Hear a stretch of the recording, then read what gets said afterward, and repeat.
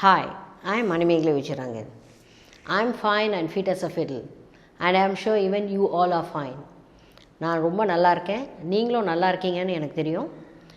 இன்றைக்கி ப்ரிப்போசிஷனில் அடுத்தது பார்க்க போகிறோம், ஆன் அண்ட் அப்பான். அதான் ரெண்டுமே பார்க்க ஒரே மாதிரி இருக்கும், கொஞ்சம் டிஃப்ரென்ஸ் தான் இருக்குது. அது என்ன டிஃப்ரென்ஸ் அதை தெரிஞ்சுக்கலாம் இன்றைக்கி நம்ம. இப்போது ஆன் அண்ட் அப்பான் இந்த ரெண்டுத்துக்குள்ள டிஃப்ரென்ஸ் பார்க்க போகிறோம். The difference is very very minute. இப்போ பார்த்தீங்கன்னா on is used for things at rest. At ரெஸ்ட்னால் மூமெண்ட் இல்லாமல் இருக்கிறது. Whereas upon is used for things in motion, அதாவது மூமெண்ட் இருக்கிறது.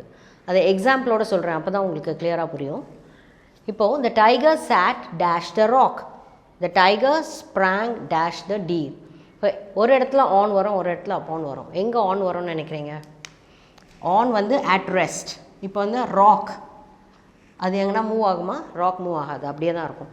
ஸோ அந்த இடத்துல தான் ஆன் யூஸ் பண்ணலாம் நம்ம. The tiger sat on the rock, sat upon the rock சொல்லக்கூடாது. வேறு the tiger sprang dash the deer. Deer வந்து இட்ஸ் இன் மோஷன், அது மூவ் ஆகும் இல்லையா, ஒரே இடத்துல இருக்காது. So there you can use the tiger sprang upon the deer. I am sure you understood the difference now. இப்போ இன்னொரு எக்ஸாம்பிள் பார்க்கலாம். The robber fell dash merchant, the robber fell dash the bag of gold. இப்போ ஒரு merchant, ஒரு பெரிய பணக்கார வியாபாரி போயிட்டே இருக்கான். அந்த நேரத்தில் ஒரு ராபர் ஓடிப்போய் அவன் மேலே தாவி விழுந்து பிடிச்சி இது பண்ணுவாங்க இல்லையா, அந்த ஸ்நாச் பண்ணுறதுக்கு அவனோட கோல்டெல்லாம். அப்போ இங்கே என்ன யூஸ் பண்ணுவோம்? த ராபர் ஃபெல் அப்பான். நம்ம யூஸ்வலாக ஃபெல் ஆன் த மர்ச்சன்ட் அப்படின்னு சொல்ல தோணும். கரெக்டாக சொல்லணும்னா அப்பான். ஏன்னா மர்ச்சண்டால் மூவ் பண்ண முடியும். வேறு இங்கே பாருங்கள், the robber fell dash the bag of gold. Bag of gold மூட்டை மாதிரி அப்படியே கட்டி வச்சுருக்காங்க, அது மேலே போய் டமால்னு விழுந்தான். அப்போ நீங்கள் என்ன சொல்வீங்க? அப்பான் சொல்வீங்களா, ஆன் சொல்வீங்களா? ஆன். இப்போ ஆனுக்கும் அப்பானுக்கும் உங்களுக்கு டிஃப்ரென்ஸ் தெரிஞ்சிருக்கும்னு நினைக்கிறேன். On is used for things at rest, whereas upon is used for things in motion.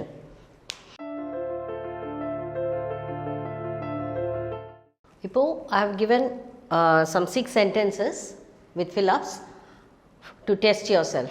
எங்கே ஆன் யூஸ் பண்ணணும், எங்கே அப்பான் யூஸ் பண்ணணும்னு திங்க் பண்ணி யூஸ் பண்ணுங்கள். On is used for things at rest, upon is used for things in motion. I repeat, on is used for things at rest and upon is used for things in motion. Okay, shall we check? The cat pounced dash the rat. The cat pounced dash the rat. Rat move ஆகும் இல்லையா, so upon the rat. The cat pounced upon the rat.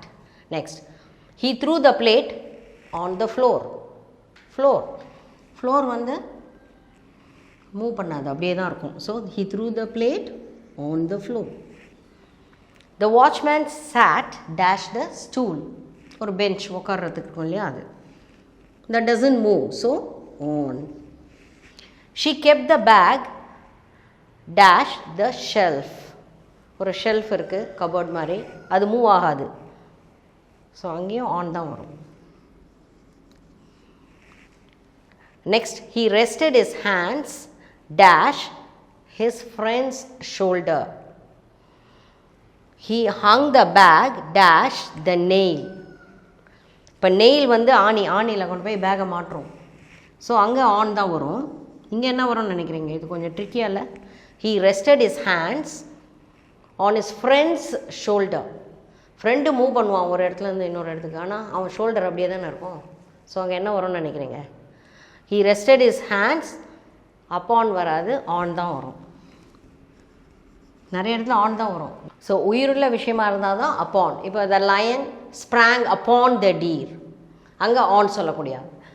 But இங்கெல்லாம் பாருங்கள், இப்போ நீங்கள் இங்கே யூஸ்வலாக இந்த இடத்துல கொஞ்சம் கன்ஃபியூஸ் ஆகும் நிறைய பேருக்கு. ஏன்னா ஃப்ரெண்ட்ஸ் ஷோல்டர், ஃப்ரெண்டு மூவ் பண்ணிட்டு தானே இருக்கான்னு கேட்பீங்க. ஆனால் ஃப்ரெண்ட்ஸ் ஷோல்டர் பற்றி பேசுகிறோம். அதே மாதிரி he threw water on his face. Face கூட ஒரே இடத்துல தான் இருக்குது அப்படிங்கிற மாதிரி. அப்பான் his ஃபேஸ்ன்னு சொல்ல முடியாது. ஸோ இந்த ஆன் அப்பான் பார்க்க சிம்பிளாக தான் இருக்குது, அதனால் பார்த்துக்கோங்க. ரொம்ப கேர்ஃபுல்லாக இருக்கணும் யூஸ் பண்ணும்போது ப்ரிப்போசிஷன்ஸ்.